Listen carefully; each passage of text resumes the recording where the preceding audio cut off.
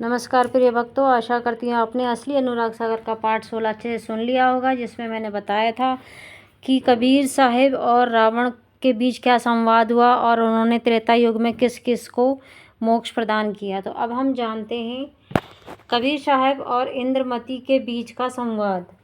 चलिए शुरू करते हैं। त्रेता युग समाप्त हुआ, द्वापर युग आ गया। तब फिर काल निरंजन का प्रभाव हुआ और फिर सत्य पुरुष ने ज्ञानी जी को बुलाकर कहा, ज्ञानी तुम शीघ्र संसार में जाओ और काल निरंजन के बंधनों से जीवों का उद्धार करो। काल निरंजन जीवों को बहुत पीड़ा दे रहा है, जाकर उसकी फांस काटो। मैंने सत्य पुरुष की बात सुनकर उनसे कहा, आप प्रमाणित स्पष्ट शब्दों में आज्ञा करो तो मैं काल निरंजन को मारकर सब जीवों को सत्यलोक लेकर आता हूँ। बार बार ऐसा करने संसार में क्यों जाऊं? सत्य पुरुष बोले, योग संतायन सुनो, सार शब्द का उपदेश सुनाकर जीव को मुक्त कराओ। जो अब जाकर काल निरंजन को मारोगे तो तुम मेरा वचन ही भंग करोगे। अब तो अज्ञानी जीव काल के जाल में फंसे पड़े हैं और उसमें ही उन्हें मोहवश सुख भा रहा है, लेकिन जब तुम उन्हें जागृत करोगे तब उन्हें आनंद का एहसास होगा। जब तुम काल निरंजन का असली चरित्र बताओगे तो सब जीव तुम्हारे चरण पकड़ेंगे। हे ज्ञानी, जीवों का भाव स्वभाव तो देखो कि ये ज्ञान अज्ञान को पहचानते समझते भी हैं कि नहीं। तुम संसार में सहज भाव से जाकर प्रकट हो और जीवों को चेताओ। तब मैं फिर से संसार की तरफ चला। इधर आते ही चालाक और प्रपंची काल निरंजन ने मेरे चरणों में सिर झुका दिया।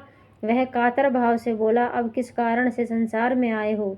मैं विनती करता हूँ कि सारे संसार के जीवों को समझाओ, ऐसा मत करना। आप मेरे बड़े भाई हो, मैं विनती करता हूँ सभी जीवों को मेरा रहस्य मत बताओ। मैंने कहा, निरंजन सुन, कोई कोई जीव ही मुझे पहचान पाता है और मेरी बात समझता है, क्योंकि तुमने जीवों को अपने जाल में बहुत मजबूती से फंसाकर ठगा हुआ है। धर्मदास ऐसा कहकर मैंने सत्यलोक और सत्यलोक का शरीर छोड़ दिया और मनुष्य शरीर धारण कर मृत्युलोक में आया। उस युग में मेरा नाम करुणामय स्वामी था।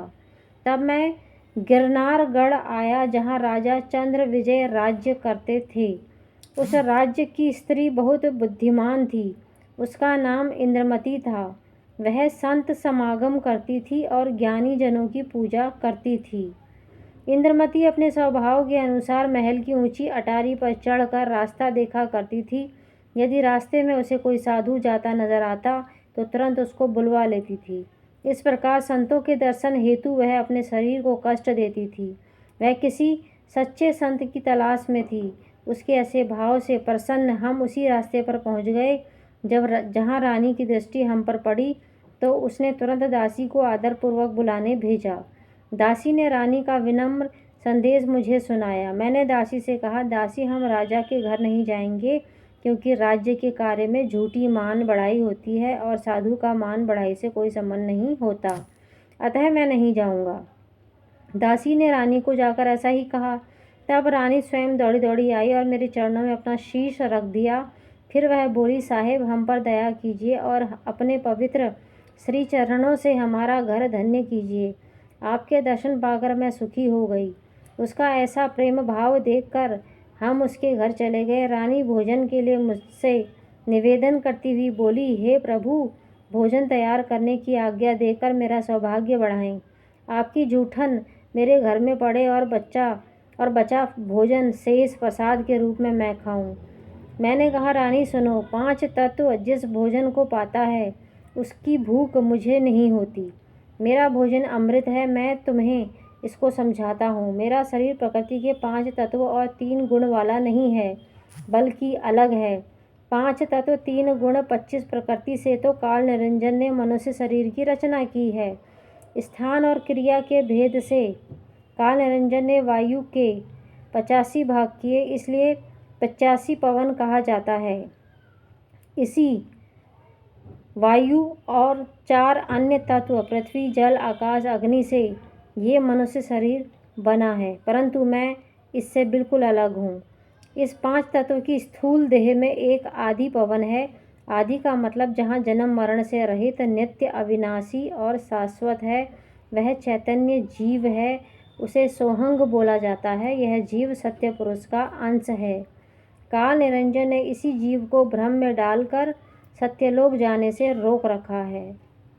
काल निरंजन ऐसा करने के लिए नाना प्रकार के मायाजाल रचता है और सांसारिक विषयों का लोभ लालच देकर जीवों को उसमें फंसाता है और फिर खा जाता है। मैं उन्हीं जीवों को काल निरंजन से उद्धार कराने आया हूँ। काल ने पानी, पवन, पृथ्वी आदि तत्वों से जीव की बनावटी देह की रचना की और इस देह में वह जीवों को बहुत दुख देता है। मेरा शरीर काल निरंजन ने नहीं बनाया। मेरा शरीर शब्द स्वरूप है जो खुद मेरी इच्छा से बना है। रानी इंद्रमती को बहुत आश्चर्य हुआ और वह बोली, प्रभु, जैसा आपने कहा ऐसा कहने वाला दूसरा कोई नहीं मिला। दयानिधि, मुझे और भी ज्ञान बताओ। मैंने सुना है कि विष्णु के समान दूसरा कोई ब्रह्मा, शंकर, मुनि आदि भी नहीं है। 5 तत्वों के मिलने से यह शरीर बना है और उन तत्वों के गुण, भूख, प्यास, नींद के वश में सभी जीव हैं। प्रभु, आप अगम अपार हो। मुझे बताओ कि ब्रह्मा, विष्णु तथा शंकर से भी अलग आप कहाँ से उत्पन्न हुए हो। ऐसा बताकर मेरी जिज्ञासा शांत करो। मैंने कहा, इंद्रमती, मेरा देश नागलोक, मृत्युलोक और देवलोक इन सबसे अलग है। वहाँ काल निरंजन को घुसने की अनुमति नहीं है।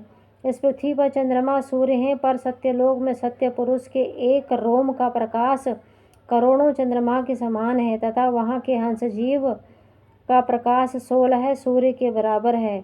उन हंस जीवों में अगर मतलब चंदन के समान सुगंध आती है और वहाँ कभी रात नहीं होती है। रानी इंद्रमती घबरा कर बोली, प्रभु, आप मुझे इस यम काल निरंजन से छुड़ा लो। मैं अपना समस्त राजपाट आप पर न्यौछावर करती हूँ। मैं अपना धन संपत्ति त्याग करती हूँ। हे बंदी छोड़, मुझे अपनी शरण में लो। मैंने कहा, रानी, मैं तुम्हें अवश्य यम काल निरंजन से छुड़ाऊंगा, सत्य नाम का सुमरन दूंगा, पर मुझको तुम्हारी धन संपत्ति तथा राजपाट का कोई प्रयोजन नहीं है। जो धन संपत्ति तुम्हारे पास है उससे पुण्य कार्य करो, सच्चे साधु संतों का आदर सत्कार करो। सत्य पुरुष के ही सभी जीव हैं ऐसा जानकर उनसे व्यवहार करो, परंतु वे मोहवश अज्ञान के अंधकार में पड़े हुए हैं। सब शरीरों में सत्य पुरुष के अंश जीवात्मा का ही वास है, पर वह कहीं प्रकट और कहीं गुप्त है। हे रानी, ये समस्त जीव सत्य पुरुष के हैं, परंतु वे मोह के भ्रमजाल में फंसे काल निरंजन के पक्ष में हो रहे हैं। यह सब चरित्र काल निरंजन का ही है कि सब जीव सत्य पुरुष को भुलाकर उसके फैलाए खाणी वाणी के जाल में फंसे हैं और उसने यह जाल इतनी सूझबूझ से फैलाया है कि मुझ जैसे उद्धारक से भी जीव कालवश होकर उसका पक्ष लेकर लड़ते हैं और मुझे भी नहीं पहचानते। इस प्रकार ये भ्रमित जीव सत्य पुरुष रूपी अमृत को छोड़कर विष रूपी काल निरंजन से प्रेम करते हैं। असंख्य जीवों में से कोई ही इस कपटी काल निरंजन की चालाकी को समझ पाता है और सत्य नाम का उपदेश लेता है। इंद्रमती बोली, हे प्रभु, अब मैंने सब कुछ समझ लिया है। अब आप वही करो जिससे मेरा उद्धार हो। कबीर साहब बोले, धर्मदास, तब मैंने रानी को सत्य नाम का उपदेश यानी कि दीक्षा दी। रानी ने ऐसी दीक्षा के समय होने वाली अनुभूति से प्रभावित होकर अपने पति से कहा, स्वामी, यदि आप सुखदायी मोक्ष चाहते हो तो करुणामय स्वामी की शरण में जाओ, मेरी इतनी बात मानो। राजा बोला, रानी, तुम मेरी अर्धांगिनी हो, इसलिए मैं तुम्हारी भक्ति के आधे का भागीदार हूँ, इसलिए हम तुम दोनों भक्त नहीं होंगे। मैं सिर्फ तुम्हारी भक्ति का प्रभाव देखूंगा कि किस प्रकार तुम मुझे मुक्त कराओगी। मैं तुम्हारी भक्ति का प्रताप देखूंगा जिससे सब दुख कष्ट मिट जाएंगे और हम सत्यलोक जाएंगे। आज के लिए इतना ही। सत साहिब, सत साहिब, सत साहिब।